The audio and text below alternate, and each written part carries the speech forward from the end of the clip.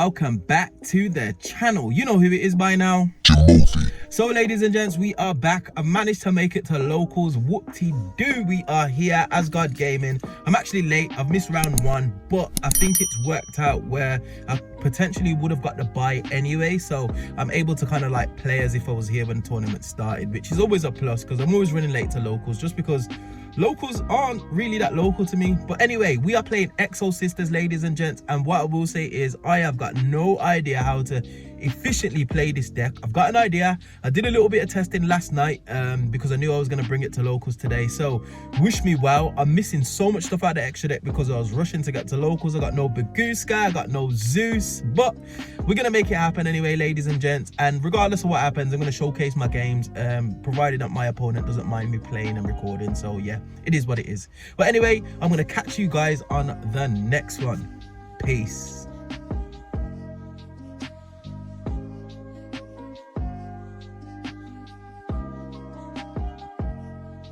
So, seeing as I got a buy for the first round of the tournament, we are coming into round 2, ladies and gents, and we are playing against Floowandereeze. Now, in game 1, I believe I opened double Ash as well as a Vardis and one monster. I believe it was Irene, and I was like, I can't believe I've opened this card, especially as a one of as well. But nevertheless, the double Ash seemed to just shut his plays down. He couldn't get anything going, and then I managed to resolve Vardis on my turn and just literally pop off. I beat over a couple of his monsters, banished his Floowandereeze in a magnificent map, and that was literally all she wrote. And I was just too far ahead in terms of advantage, especially with the Michaelis banish, the Magnifica banish, as well as the ability just to have a lot of other things on field. Couple that with the Sophia draw, it was just literally all she wrote. So game 2 of round 2, ladies and gents, and this is where the misplays kicked in. Oh my days, I could have won this game there was like multiple opportunities for me to win. We got to a board state where I cleared a majority of his board, and I think I had a Magnifica on field. Now, I knew that he had the map, as well as I thought it would have been the Dreaming Town set. Now, what I should have done is just gone straight into battle phase and obviously did some damage.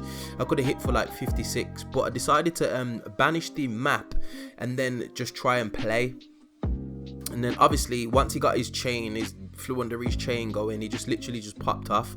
Now, I did in the midst of his chain be able to tag into my Michaelis, but this is where a couple of misplays happened. One, I needed to remember that Michaelis' banish effect is only when the turn it's summoned, and it doesn't actually require a detach.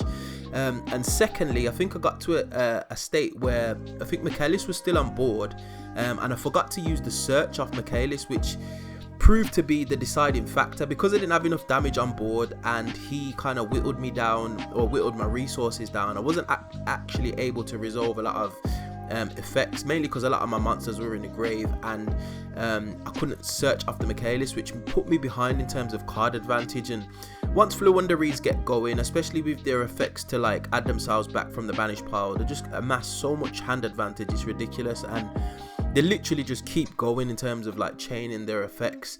I got rid of Dreaming Town, the Unexplored Winds, which would have been a problem because it can just non-target and clear multiple times per turn, especially with Snowl on field, which is something that I didn't really think Floowandereeze players kind of ventured to. I really like Snowl, but it's not a common inclusion in the deck. But nevertheless, ladies and gents, we grinded and grinded and grinded, and we ended up with a draw. So I actually drew round 2, so it is what it is.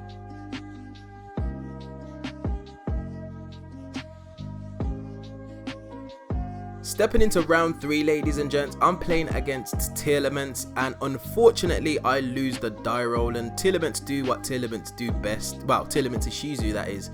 And just set up a crazy board with just 1,000,001 interactions. I couldn't really play through his board. I didn't have enough board breakers in hand to be able to kind of like plow through and set up, and he just has too much advantage.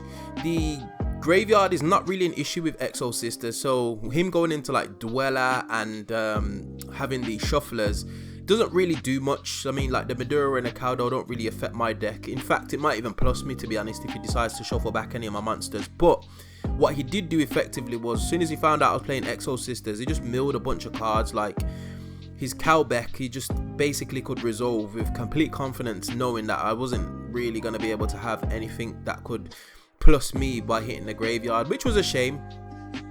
Going into game 2, I actually went first and I did draw the D shifter. However, I did not play it to the best of my ability.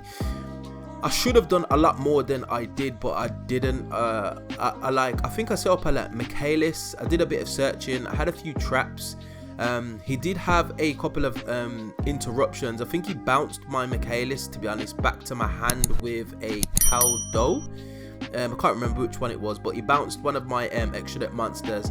I did have triple tactics talent, and I decided not to go for the draw and just go for the hand rip instead, just to kind of like get some knowledge, because my hand was actually pretty good. I had 3 DD crows in hand along with a lightning storm as well as a monster on field, but it just wasn't enough, ladies and gents. I'm gonna be honest with you, like literally could not do anything significant. He did do a couple of effects. I tried to change my DD Crow and then he Medoro'd back his target, so my DD Crow fizzled because the targets were lost, and it just meant that I was in a bit of a precarious position. I couldn't really recover, and that was all she wrote, ladies and gents. I just got absolutely clapped 2-0 by Tearlament.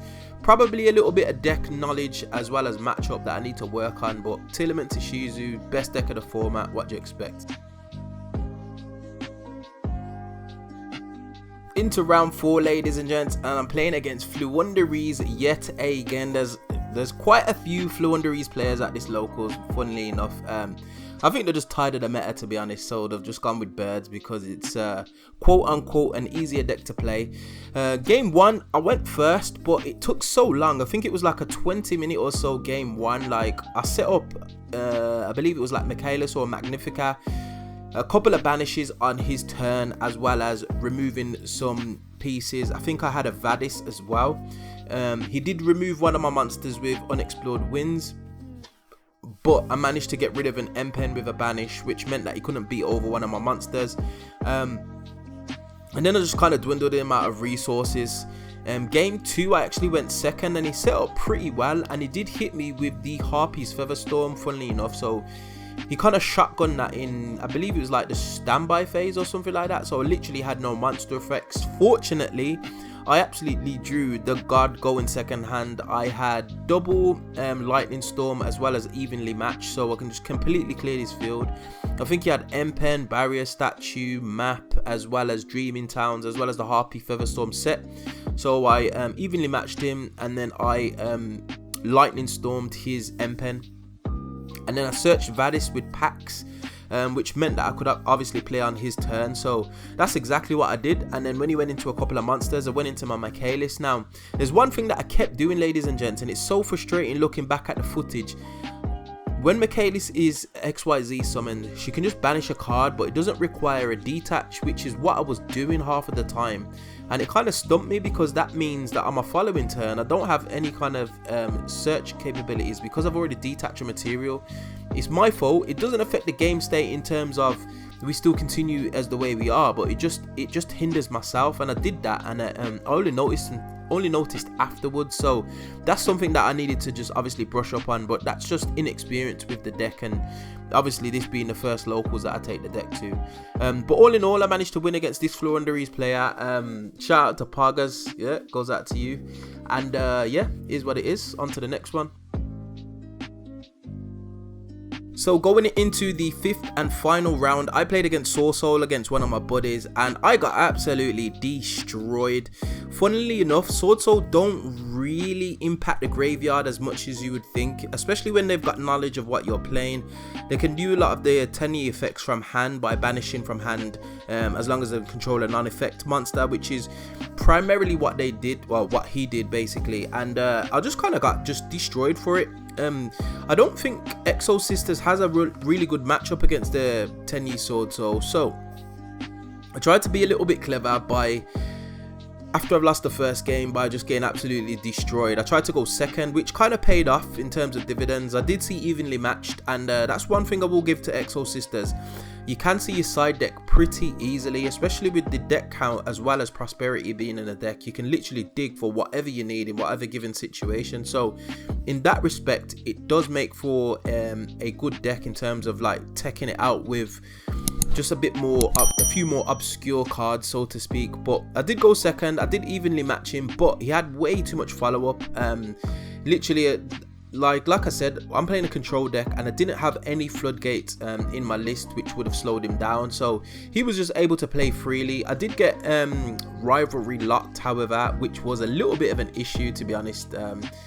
I did out it with Returnia, but it just meant that he could still play, and he just popped off. He shuffled back a couple of my monsters with Baxia, which was just horrible, and then he just done a load of damage, so couldn't really keep up in that sense. But all in all, ladies and gents, finished with a record of X2-1, so 5-round locals.